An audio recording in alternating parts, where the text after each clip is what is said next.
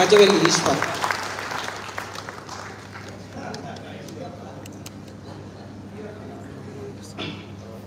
ధన్యవాదాలు సార్. ఇప్పటికే నా పేరు పరిచయం అయింది. మరొకసారి ఈ వేదికకు నా నుండి పరిచయం చేసుకుంటూ, నా పేరు గజవెల్లి ఈశ్వర్ చిందు. తెలంగాణ, ఆంధ్రప్రదేశ్ రాష్ట్రాలలో మాదిగ ఆశ్రితులుగా ఉండి రామాయణం, మహాభారతం, భాగవతం ఇత్యాది యక్షగానాలను ఊరూరా ప్రదర్శిస్తూ మాదిగ ఆశ్రితులుగా ఉండేటువంటి చిందు కులానికి చెందినటువంటి ఫస్ట్ జనరేషన్, తొలితరం ఉద్యోగస్తుని నేను. మాది వరంగల్ జిల్లా హన్మకొండ మండలం పైడిపల్లి గ్రామానికి చెందినటువంటి వాడిని నేను. వేదిక మీద ఉన్నటువంటి సభాధ్యక్షులు కాసిం సార్, మాన్యశ్రీ మందకృష్ణ మాదిగ గారు, జయప్రకాష్ నారాయణ సార్, దేశపతి శ్రీనివాస్ గారు, నందిని సిద్ధారెడ్డి గారు, Sujatha Suryapalli madam, Eesam Narayana sir, professor Mallesham గారు, అభినవ్ బూరం గారు, రాజేందర్ గారు, వేదిక మీద ఉన్నటువంటి ఇతర మేధావర్గం, సభలో ఉన్నటువంటి ఈ యొక్క కార్యక్రమానికి మద్దతుగా వివిధ జిల్లాల నుండి విచ్చేసినటువంటి విశాల ప్రజానీక సమూహానికి, మీడియా మిత్రులందరికీ కూడా జై భీములు తెలియజేస్తా ఉన్నాను. దళితుల్లో దళితులుగా, దగాపడ్డ బతుకులుగా ఈ నిచ్చెన మెట్ల వ్యవస్థలో బాధితులలో బాధితులుగా బతుకుతున్నటువంటి దళిత ఉపకులాల సమాజ వర్గం నుండి వారి ప్రతినిధిగా ఈ వేదిక మీద నుండి మాట్లాడడానికి వచ్చాను. ఈ వేదిక మీద ఉన్నటువంటి మేధావులందరి మాటలు ఒక కోణంలో నుండి మాట్లాడితే, నేను బాధితునిగా, బాధితులలో వివక్షకు గురైనటువంటి బాధితునిగా నా యొక్క బాధను తెలియజేయడానికి మీ ముందుకు వచ్చాను. కాబట్టి నేను మాట్లాడేటువంటి ప్రతి మాట కూడా, జాషువా గారు అన్నారు ఆ రోజు గబ్బిలం రాయడానికి ముందు, నాది వేదన అర్థం చేసుకోవడానికి ఆర్ద్ర హృదయంబు కూడా కొంత అవసరము అని అన్నారు. సామాన్యమైనటువంటి హృదయంతో మీరు మాట్లాడితే నా బాధను అర్థం చేసుకోలేరు, కాస్త ఆర్ద్రమైనటువంటి హృదయంతోనే నా బాధను అర్థం చేసుకోండి అని ఆ రోజు జాషువా గారు సమాజాన్ని విన్నవించుకున్నారు. ఈరోజు నేను కూడా ఉపకులాల ప్రతినిధులుగా ఈ యొక్క సమాజం లోపల ఉన్నటువంటి ప్రధానమైనటువంటి సమాజ శ్రేణికి ఆర్ద్ర హృదయంతో మా యొక్క పలుకులను కాస్త ఆలకించండి అని చెప్పి మనవి చేసుకుంటాం. ఎందుకంటే ఆర్టికల్ 341 ప్రకారం ఈ సమాజం మొత్తం కూడా వివక్షకు గురైనటువంటి ఏ సమాజాలైతే ఉన్నాయో, ఏ సమూహాలైతే ఉన్నాయో, అగ్రవర్ణ ఆధిపత్యంతో, ఆధిపత్య భావజాలంతో నిచ్చెన మెట్ల కుల వ్యవస్థలో మిగిలినటువంటి సన్న చిన్నకారు బడుగు బలహీన వర్గాల కులాలను అనగదొక్కుతూ ఆశ్రితులుగా వివక్షకు గురి చేయబడుతున్నటువంటి వాళ్ళందరినీ ఎస్సీ కమ్యూనిటీగా ఆర్టికల్ 341 గుర్తించింది. నిజమే, ఆర్టికల్ 341లో ఉన్నటువంటి విశాల ప్రజానీక సమూహాలన్నీ కూడా బాధిత సమూహాలే. అయితే అందులోపల ఉన్నటువంటి ఎస్సీ కమ్యూనిటీలో ఉన్నటువంటి 59 కులాలలో,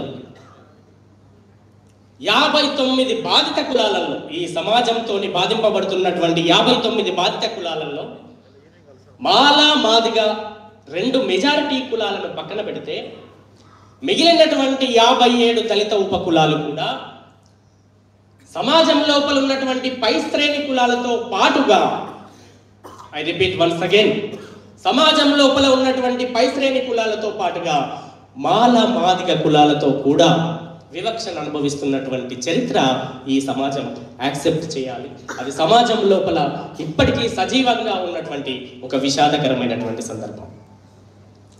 ఆ క్రమంలో ఈదుమూడి లోపల అన్న వర్గీకరణ ఉద్యమం ప్రారంభించినప్పుడు కేవలం ఇది మాదిగ వాళ్ళ కోసం మాత్రమే నేను చేయట్లేదు, కేవలం మాదిగల కడుపు నింపుకోవడానికి మాత్రమే, మాదిగలకు ఉద్యోగాలు, సీట్లు, ఇతర ప్రత్యామ్నాయ లాభాలు చేయడానికి మాత్రమే నేను ఈ ఉద్యమాన్ని నిర్మించట్లేదు.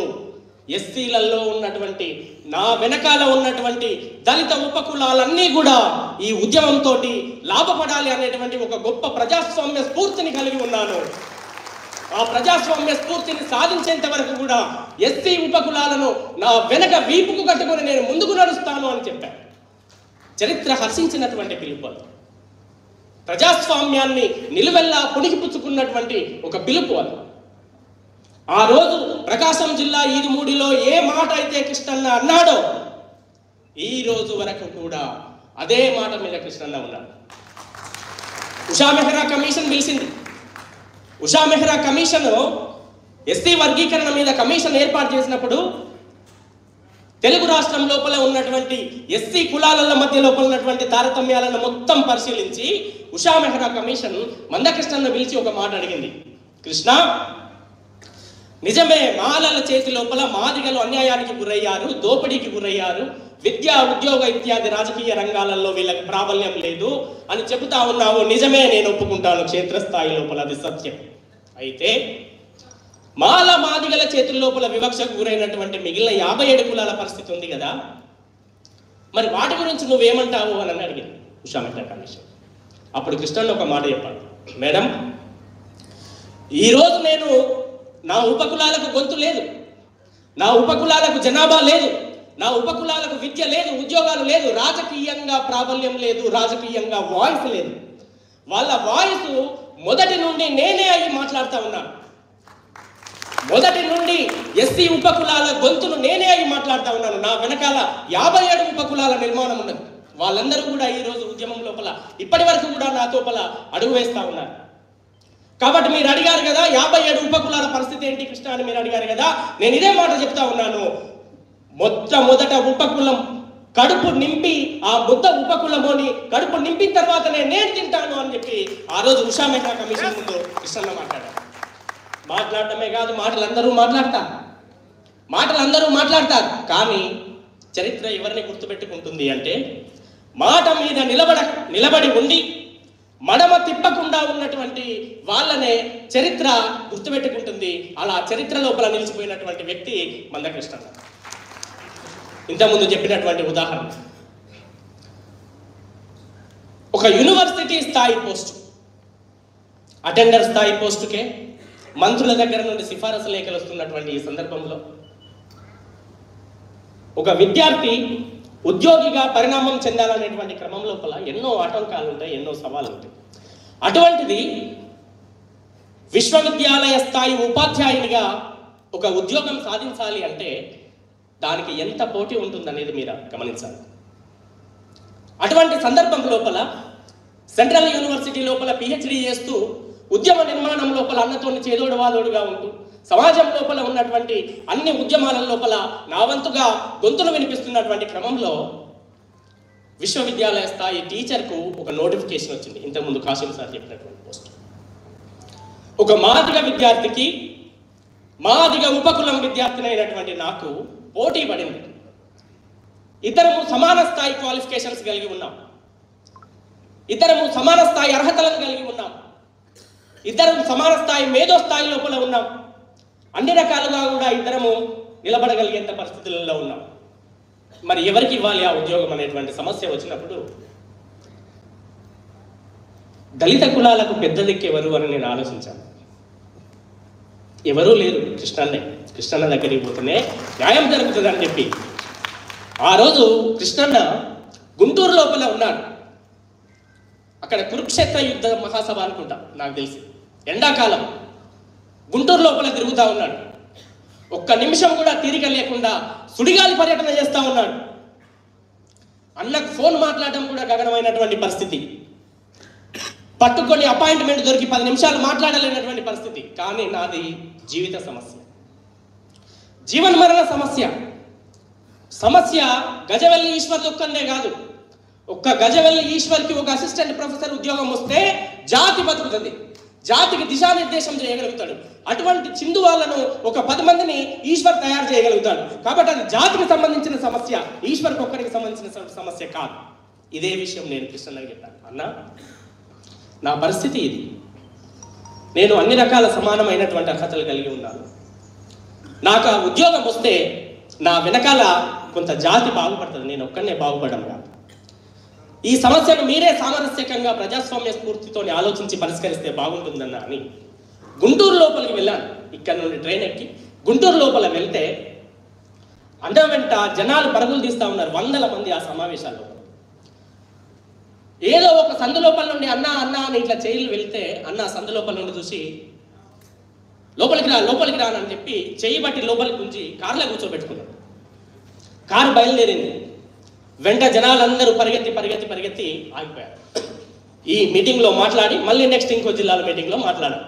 ఈ మధ్య లోపల కారు లోపల అన్నకు నాకు మీటింగ్. తమ్మి ఏంది ఇంత దూరం వచ్చినావు, ఏంది సమస్య అని అడిగాను. అన్న ఇది సమస్య, పలానా దగ్గర యూనివర్సిటీ స్థాయి పోస్ట్ ఒకటి పడింది, నేను అప్లై చేసుకున్నాను, కొంత నాకు అవాంతరాలు వస్తున్నాయి అన్న, మీరే నాకు న్యాయం చేయాలన్నా, మీ దగ్గరికి వచ్చిన న్యాయం కోసం. వెంటనే ఒక్క నిమిషం కూడా ఆలోచించకుండా కాసిం సార్కి ఫోన్ కలిపాను. కాసిం తమ్ముడు వచ్చింది నా దగ్గరికి, ఏంటి పరిస్థితి అని అన్నాడు. అప్పుడు కాసిం సార్ చెప్పారు. కాసిం సార్ కూడా యావత్ తెలుగు ప్రాంతం లోపల ఉద్యమాలకు, నీతికి, నిజాయితీకి నిలవెత్తుగా నిలబడ్డటువంటి ఒక మహోన్నతమైనటువంటి వ్యక్తిగా ఈరోజు సమాజం గుర్తిస్తారు. కాసిం సార్ ఒకటే మాట చెప్పాడు, అన్న ఆ పోస్టు నిజంగా కూడా గజవల్లి ఈశ్వర్కు రావాల్సిందే అని ఒక మాట. అప్పుడు కృష్ణన్న ఒక మాట, తమ్ముడు కాసిం, మనం మాదిగోళ్ళం 10 ముద్దలు తింటే మన ఉపకుల పోడు ఒక ముద్ద తినడం న్యాయమే కదా, అది న్యాయమే కదా. కాబట్టి ఈ బాధ్యత నీ మీదే పెడుతున్నాను. రేపు మళ్ళీ ఈశ్వర్ నా దగ్గరికి పంచాయతీ పట్టుకొని రావద్దు, ఈశ్వర్కు కనుక ఉద్యోగం రాకపోతే నేను నిన్నే అడుగుతా అని చెప్పి ఆ బాధ్యతను కాసిం సార్ మీద పెట్టాను. అప్పుడు నాకు మనసు నిమ్మలమై, మాట ఇచ్చింది పెద్దన్న, మాట పుచ్చుకున్నది చిన్నన్న, ఇక మనకేం సమస్య లేదు. ఉపకులాలకు పెద్దన్న పాత్ర వచ్చేటువంటి, ఉపకులాల పంచాయతీని భుజాన కట్టుకొని 30 ఏళ్ల నుండి పోతున్నటువంటి, కులానికి ప్రాతినిధ్యం వహిస్తున్నటువంటి ఇద్దరు ఘనా పార్టీలు మనకు ఆ మాట ఇచ్చిన తర్వాత ఇక మనం భయపడాల్సిన పని లేదనుకుని నేను గుండె నిశ్చింత చేసుకొని వచ్చాను. తదనంతర కార్యక్రమాలు ఎట్లా జరగాలో అట్లా జరిగినాయి. న్యాయంగా నాకు రావాల్సినటువంటి ఆ పోస్టు నాకు దక్కింది. ఈరోజు నేను మీ ముందు నిలబడి మాట్లాడాను. అంటే నేను చెప్తా ఉన్నాను,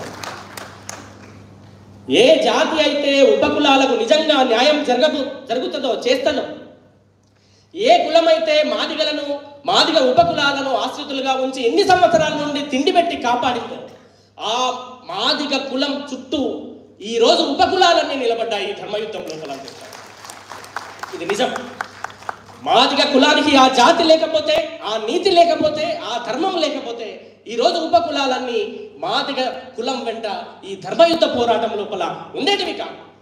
ఆ నిజాయితీ, ఆ నిబద్ధత, ఆ మడమతి పనితనం, ఆ మొండితనం, ఎవరిని లెక్క చేయనటువంటి తనం, న్యాయం కోసం ఎంత దూరమైనా పోయేటువంటి ఆ తెగింపు ఆ ఉద్యమ నాయకుడికి ఉన్నాయి, ఈ జాతికి ఉన్నాయి. కాబట్టి ఈరోజు ఎంఆర్పిఎస్ ఉద్యమం తప్పండ వర్గాల చేత ఆమోదింపబడతా ఉన్నది. మరీ ముఖ్యంగా ఉపకులాలు ఎంఆర్పిఎస్ను నిబద్ధతతోటి ఒప్పుకుంటున్నాయి, నమ్ముతున్నాయి, వెంట నడుస్తున్నాయి. అంటే కేవలం ఎంఆర్పిఎస్కు వర్గీకరణ పోరాటానికి ఉన్నటువంటి ఆ నీతి, నిజాయితీ, నిబద్ధతే కారణమని మరీ నేను చెప్తా ఉన్నాను. అయితే ఈ క్రమం లోపల సమాజం లోపల ఉన్నటువంటి అన్ని కులాలు, అన్ని వర్గాలు ఎస్సీ వర్గీకరణకు మద్దతుగా నిలబడ్డారు. మనమందరం చెప్పుకునేటువంటి ఒక్క కులం తప్ప మిగిలినటువంటి అన్ని కులాలు వేదికల మీద బాహాటంగా ప్రకటించాయి, మేము ఎస్సీ వర్గీకరణకు మద్దతు ఇస్తా ఉన్నాం. ఇది ప్రజాస్వామ్యం లోపల, ప్రపంచం లోపల అత్యంత ప్రజాస్వామ్యమైనటువంటి ఉద్యమం అని చెప్పి ఎస్సీ వర్గీకరణకు మద్దతు ఇచ్చినటువంటి కులాలు అన్నీ ఉన్నాయి. మేధావులందరూ ఎప్పటి నుండో చెప్తా ఉన్నారు, ఎన్నో వేదికల నుండి మేధావులందరూ చెప్తా ఉన్నారు. కానీ ఇప్పటికీ కూడా ఎస్సీ వర్గీకరణ ఇదిగో అదిగో అని అంటున్నదంటే శత్రువర్గం ఎంత బలంగా ఉన్నది, శత్రువర్గం యొక్క లాబియింగ్ ఎంత బలంగా ఉన్నది అనేది మనం అర్థం చేసుకోవాలి. మాన్యశ్రీ కృష్ణన్న పోరాటం వల్ల చివరి మెట్టు మీద ఉన్నాం. అయితే ఇక్కడే ఉపకులాలు కాస్త కలవరపాటుకు గురవుతా ఉన్నాయి. ఇక్కడే ఉపకులాలు కాస్త అభద్రతా భావానికి గురవుతాం. ఈ కలవరపాటు, అభద్రతా భావము కృష్ణన్న మీదనో, వర్గీకరణ స్ఫూర్తి మీదనో కాదు, జరగబోయేటువంటి పరిణామాల మీద ఉపకులాలకు కాస్త సందేహాలు ఉన్నాయి. ఎందుకు అనంటే ఈ ఉపకులాలు సంఖ్యాపరంగా, విద్యాపరంగా, రాజకీయ చైతన్యపరంగా కూడా, సామాజికమైనటువంటి అన్ని రకాల వ్యవస్థల పరంగా మాల మాదిగలతో పోలిస్తే చాలా అట్టడుగు పరిస్థితుల లోపల ఉన్నాయి. మరి ఇటువంటి వెనుకబడ్డటువంటి ఈ యొక్క ఉపకులాలను మాదిగలతో కలిపి బి గ్రూప్లోనో, మాలలతో కలిపి ఏ గ్రూప్లోనో ఉంటే ఇవి వర్గీకరణ ఫలాలను అందుకుంటాయా? మందకృష్ణన్న 30 సంవత్సరాల పాటు ఏ స్ఫూర్తితోనైతే చిట్ట చివరి వ్యక్తికి కూడా వర్గీకరణ ఫలాలు చెందాలనేటువంటి స్ఫూర్తితోనే ఉద్యమాన్ని నడిపాడో, ఆ స్ఫూర్తి అనేటువంటిది నిలబడుతుందా అనేటువంటిది ఈరోజు సమాజం ముందు ఉన్నటువంటి ప్రశ్న. నిజమే, మాదిగలతో ఉపకులాలను కలిపితే మాదిగలతో పోటీ పడలేరు, మాలలతో ఉపకులాలను కలిపితే మాలలతో పోటీ పడలేరు. ఇది పైకి స్థూలంగా అందరికీ అర్థమయ్యేటువంటి ప్రశ్న. అయితే ఇందులోపల ఇంకాస్త లోతుగా వెళితే ఉపకులాలలో కూడా తారతమ్యాలు ఉన్నాయి. 57 ఉపకులాలలో కూడా తారతమ్యాలు ఉన్నాయి. విద్యాపరంగా మాల మాదిగలతో పోటీ పడేటువంటి ఉపకులాలు ఉన్నాయి. రాజకీయ పరంగా ఎంపీ పదవులను నిర్వహించినటువంటి ఉపకులాలు ఉన్నాయి.